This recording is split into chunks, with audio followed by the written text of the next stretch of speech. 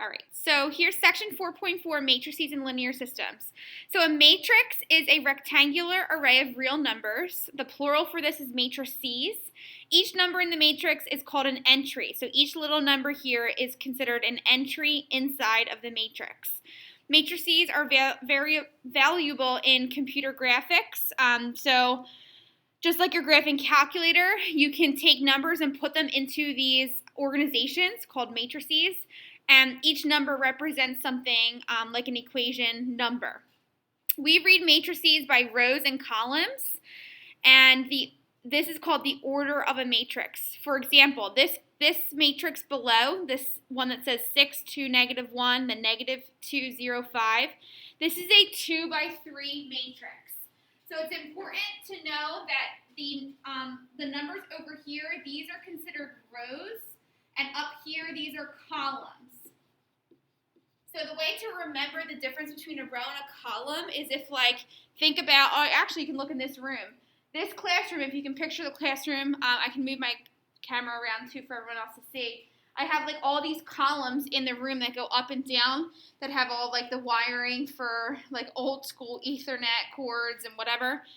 Columns go up and down, so when you're looking at the columns of a matrix, they go up and down like this. If you have an open concept, maybe like living room or like open concept kitchen and living room combination, they like to call it on Love It Enlisted if you watch that, you probably have a column somewhere in your house holding up your second floor. So columns go up and down.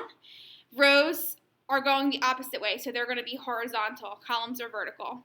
So this is considered a 2 by 3 matrix. This X here does not mean multiply. It's read as like by, so 2 by 3 is what this X represents. It's not multiplication. It's not like 2 times 3 is 6. It's read like by, almost like they're dimensions of if you were, I don't know, I'm doing a house renovation right now, so like I'm all into like dimensions and stuff. But if you're looking at a living room and you want to get new tile flooring, you would need to know the dimensions. Like this is 24 feet by 12 feet. And this X here is what you would use instead of having to write it out. So this would be considered a 2 by 3. So determining orders of matrices are pretty easy. All you have to do is make sure you put the numbers in correctly. You have to do the rows first. So looking at letter A, we're looking here for how many rows there are. There are 1, 2, 3 rows. So this is going to be a 3 by. Then you look at how many columns. 1, 2, 3, 4. This matrix is a 3 by 4. For the second one, you're looking at rows first, which this is going to be equal because this is like a square matrix. This is 2 by 2 since there are 2 rows and then 2 columns. And then in the third one, we're looking at rows first. There's 3 rows and 2 columns. This would be called a 3 by 2. So that's the first thing about matrices. Matrices have all of these little entries.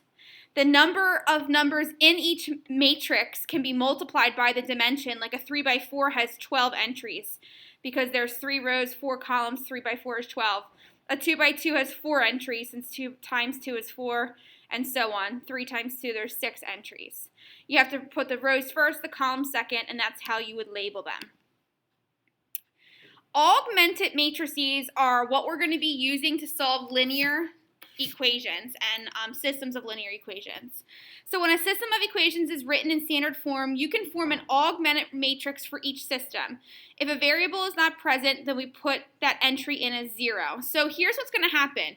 We are used to seeing systems of equations like this. If I gave you the problem 8x plus 3y equals 25 and 3x minus 9y equals 12, and I said solve for x and y, you could solve with graphing, which I wouldn't suggest for this problem. You can solve by substitution, which I kind of don't suggest either, or elimination, which I would suggest because we could take the first equation, multiply it by 3, and cancel out the y, and then get that answer and then find x. But with matrices, what we can do is actually create a matrix from the system, and it's called an augmented matrix. And then we can actually put that into our calculator, and the calculator will do all of the solutions for us. So an augmented matrix looks just like this system of equations. So what you do, instead of writing this fancy thing like here, this bracket, you're using these bigger square brackets. And I'm not going to put the right-hand one yet because I'll just fill in the numbers, and then however much space I need, I'll put the end to it. And all you're doing is you're taking the coefficient numbers. The coefficient numbers are all of your numbers in front of x and y, and you're putting those numbers into the matrix. So the first number at the top left-hand corner, that is 8x, so in the matrix you would just put 8. Your graphing calculator does not understand variables, like you can't put a variable in, so you just put the coefficient. And then the next number that you have is 3y, so you would just put 3. Underneath of that, 3x, you would just put 3 here, and then just be careful with negatives. That's a minus 9y, you have to use a negative 9. So these are your coefficient numbers to the system. What you do is you put a vertical line here, and then you put the answers on the right-hand side. So 25 and 12. Then you close the matrices brackets, and that is an augmented matrix. So it's pretty simple. So you just are taking all the coefficient numbers, putting them in place, put a vertical line before the answers, and then you would put the answers here. The next problem is a little bit more difficult because there are, instead of just 2 equations and 2 variables, we now have 3 equations and 3 variables. Not every single one has all 3 variables. Like this first example, x plus y does not have a z. So whenever we don't have a variable, we have to insert a 0 in for that. So since this is 1x, 1y, and there's technically 0 z's, this would be 1, 1, 0, and then I put a line here, and then equals 0, like that. The next row, we look at the coefficient numbers. This is 5. -2, -2, 12, and then the last one is 2, 4, 1, 5. When we come back from break, I'll be showing you how to put this into your graphing calculator and how to solve your systems using the graphing calculator, because once you put it in like this, it will find out the answer for you, and it basically, the calculator does what you would do algebraically by hand, by taking the equations and multiplying them and adding them. So it uses elimination. You just don't see the process. It'll just tell you the answer. So it's very simple. And then the next example is asking us to do the opposite. Now it's asking us to form the linear equations from their matrices. Yes? Oh, I'm done with the question. Oh, okay. So what we're doing now is taking the matrix and we're creating the system from it. So I'm going to do the first one with you, and then I'm going to have you guys try the second one. So the first one, I can tell there are only 2 variables, and that's because I can see that before this vertical line here, there are only 2 columns. You can technically use any variable you really want, but the first one would be x, the second one would be y, and then this is going to be equal to whatever else. So when you're creating your linear system, if you have 2 columns on the left-hand side before this vertical line, you only need 2 variables, but if you have 3, you would need 3 variables. If you have 4, you would need 4 variables, and so on. So this linear system would be -1x plus 5y equals 2. And I got that because this was a -1 in the first spot, which is going along with your x value. This is a 5 in the y spot. And then on the right-hand side of the vertical line is what it's equal to. And what would the second one be? Christian? 7x minus 2y is -6. Perfect. Now, technically, you should be putting in these fancy brackets to show that this is a system of equations, but it's not necessarily needed, but that does show it. All right, what I want you to do is take a couple minutes, try the second one. So create the system of equations from the second matrix.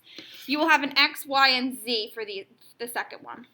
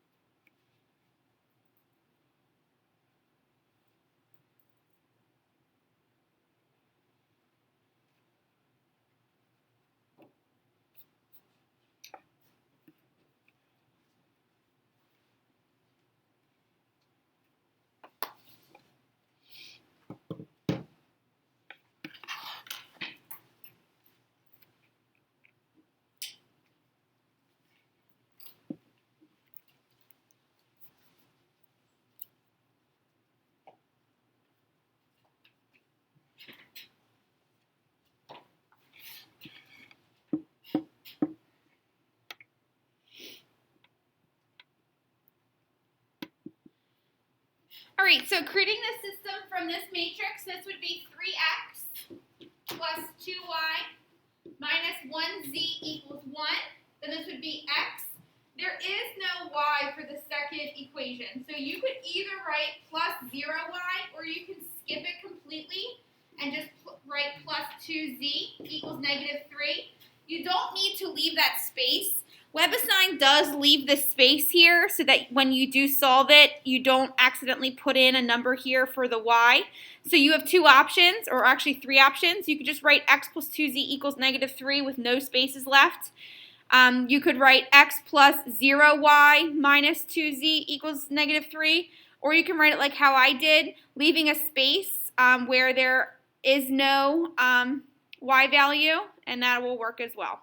And then the third one would be negative 2x minus y, and this one doesn't have any z value, so we just write equals 4. I left a space. You don't have to. You could put plus 0z, and that's fine too. Technically, systems of equations have these fancy brackets showing all of the equations in the system. And that's how to create a system from a matrix. The last thing we're going to do today is look at adding and subtracting matrices and what we can do when we're multiplying them by a scalar. So we can take matrices and we can add them or subtract them. Your calculator will do this for you. It honestly does take some time to put everything in, and I will show you when we get back from break how to do that, but I can show you as well how to do it by hand. In order to add or subtract matrices, they have to have the same dimensions. So if you're going to add a certain matrix, it has to be like a 2 by 3 and then another 2 by 3. You can't have different dimensions because what you're doing is you're adding the corresponding entries together. Like this number, this entry is in the first row, first column. What we will do is add that to the first row, first column of the other matrix. So both matrices have the following order. These are both 2 by 3. Therefore, when we add this one with the other one, and we do that for all of the 6 entries, our answer will also be a 2 by 3. So the size of the matrix doesn't change. What's going to change is the entries, because what we're going to be doing is adding each little corresponding entry to the other one. So we're going to be adding 6 plus negative 10. 6 plus negative 10 is negative 4. It doesn't matter the order that you do this. You can do this in any order that you want. Like you can just go down the rows and do like the first row all the way down. Then you could do 5 plus 8.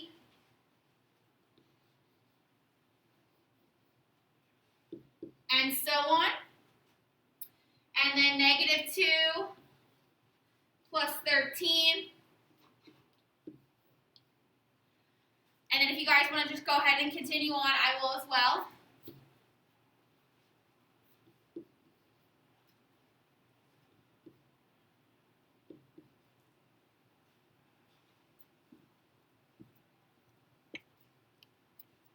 And once you add all of those numbers together, you will have a new 2 by 3 matrix with 6 new numbers, which are all the sums of each corresponding little entry. Okay?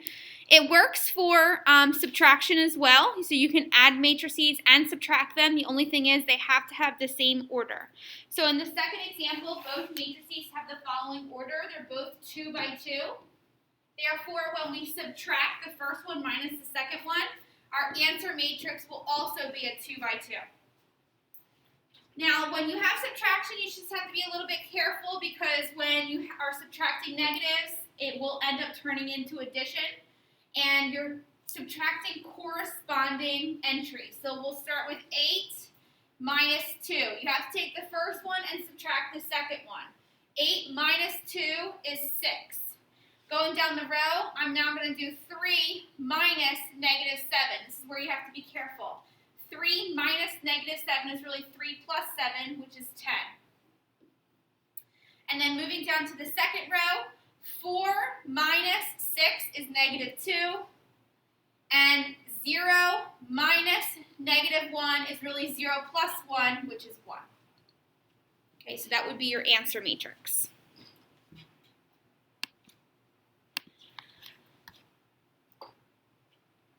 Okay, example 5 and example 6 will be the last things we're going to do today, and then we will use the rest of the period to finish up the web assignment if you need more time. So example 5 is multiplying a matrix by a scalar. So a scalar is a real number that's placed in front of the matrix, and it's just going to be the number you're multiplying by.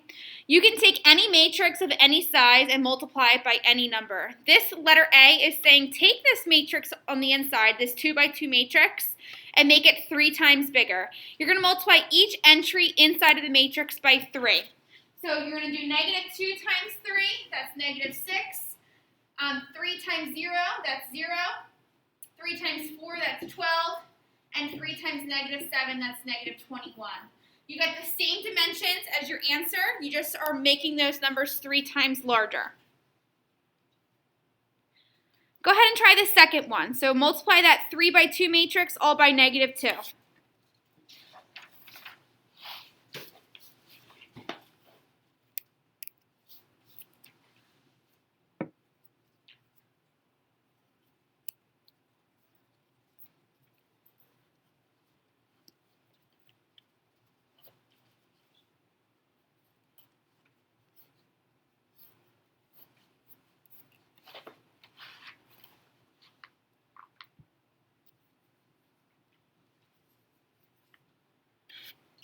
All right, so when we multiply this second one by negative 2, this will turn into negative 2, 4, 0, negative 6, 8, and negative 10. And that would be our answer matrix. Okay, and then the very last thing is that we can complete row operations. So you don't have to multiply every single thing by a certain number. Sometimes questions will ask you to multiply specific rows by a specific number. That's actually what your calculator does when it solves these systems of equations in matrices form. It'll perform row operations, they call it, which means it will figure out what to multiply each row by in order for things to cancel out to solve the system. So in this case, they want us to multiply the first row only by 1/2. So we're going to take this first row, and we're going to multiply all entries by 1/2. Everything else will still stay the same, so you can either write it all in now or write it in later. The entries for the second and third row will remain what they already are. But the first row is going to get smaller by 1/2. So when we multiply by 1/2, it's the same thing as dividing by 2. So this is going to turn into 1, negative 2, 3, and negative 1. The second one is asking us to take now the second row and multiply that by negative 5. The first and third row are going to stay the same, so I'm just going to write them in now.